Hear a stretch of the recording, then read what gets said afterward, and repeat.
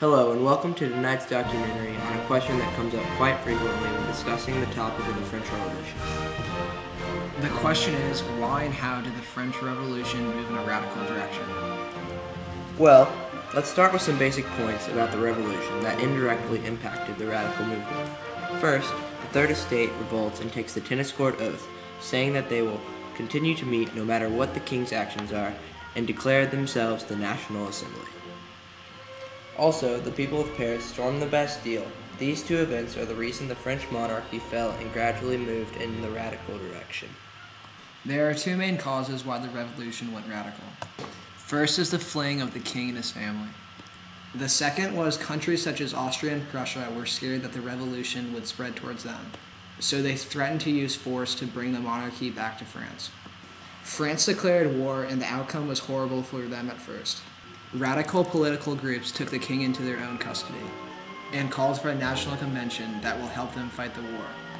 The convention executed the king on January 21st, 1793, and in September they elected the Committee of Public Safety, led by the radical Maximilien Robespierre. Robespierre wanted anyone who believed in the old regime executed by guillotine. Being the head of the Committee of Public Safety, he had the ability to kill anyone thought to be against him. Eventually, the committee realized that Robespierre was not pushing France in the right direction and executed him. His death on July 28, 1794, ended the radical stages of the revolution. Now, we have two special guests who have been asked to give their own thoughts about the radical stage of the French Revolution. Well, I believe that the French Revolution turned in the radical direction because of Robespierre and he bringing about the Reign of Terror. But also, when the king was executed, there was no executive power, so the people of France and the radicals took the revolution into their own hands.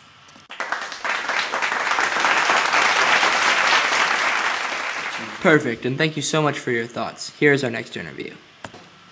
I agree with the first interview, but I think King Louis XVI is the most significant cause of the radical stages. He might be a more indirect cause, but if he had more control over his people and took care of the financial issues, and if equality among everyone was not an issue, there might not have been a radical stage of the revolution, or even a revolution at all.